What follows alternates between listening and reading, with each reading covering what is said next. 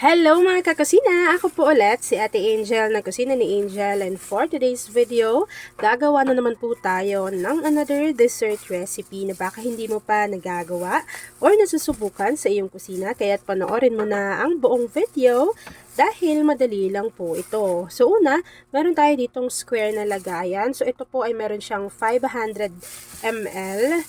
Tapos po, meron tayo ditong makapuno na cake bars. Hiniwa ko lang po yan sa gitna. And then, ilalagay lang natin yan dito sa ating mga lagayan.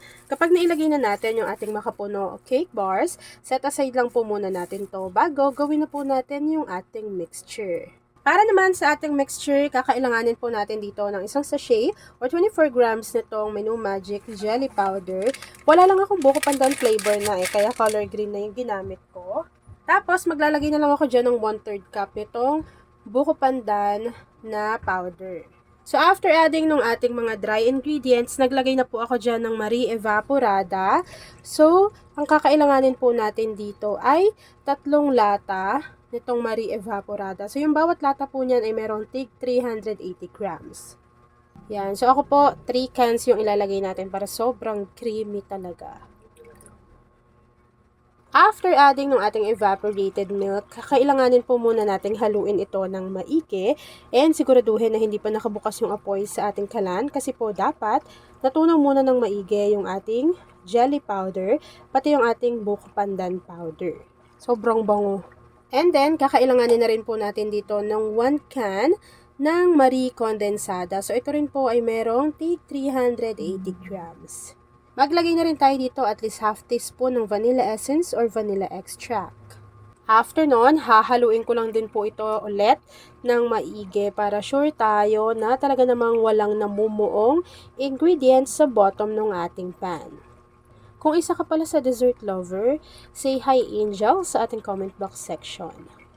After mixing, maglalagay lang po ako nitong nata de coco. So ito maliliit lang to na nata de coco. Lalagay lang natin to dito lahat. Plus, meron po ako ditong ginayat na green kaong. So, maglalagay lang din tayo ng konti para additional color and additional flavors sa ating dessert.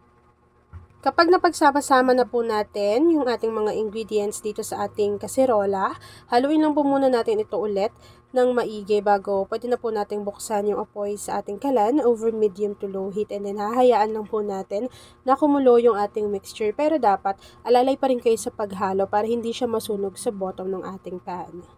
So, habang hinahalo ko to mga kakusina at hinihintay ko na kumulo yung ating mixture, please don't forget to like and follow yung ating Facebook page, Kusina ni Angel. Kung meron ka ring Instagram, paki-follow na rin ako doon, Kusina ni Angel. At kung gusto mong matuto pa ng iba pang mga recipes o kaya naman, gusto mong mag-share ng mga niluluto mo everyday, pwedeng-pwede kang sumali sa ating Facebook group. Andiyan lang po yan sa ating Facebook page.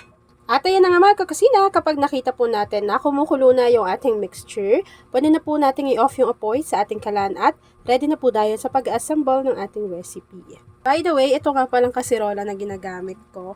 Alam niyo ba, isang set yan. Tapos tignan niyo, di ba wala siyang hawakan dyan? So, meron tayo ditong gagamitin. Ayan siya. Tagal na sa akin kasi nito eh. So, ilalagay nyo lang yan dyan. Tapos, ayan oh, meron na siyang hawakan. And, isang set na yan. Tapos sobrang ganda talaga ng material nito. So, ilalagay ko yan dyan kung saan ko to nabili. Hindi kayo magsisisi. So, ayun yung sinet aside natin kanina na lagayan. So, isalin lang natin dito yung naluto natin ng buko pandan mixture.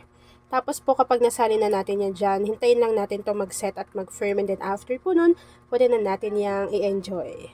At ayan na nga mga kakusina, tapos naman po ang ating easy dessert recipe na creamy buko pandan kaong. Kung nagustuhan mo yung ating video, please like and share this video. At kung hindi ka pa nakakapag-subscribe sa aking YouTube channel na Kusina ni Angel, please click subscribe button, click mo na yung notification bell, click all para lagi kang updated sa bawat ina-upload kong mga videos. Tignan nyo naman yan kung gaano ka-creamy. Yan lang mga kakusina.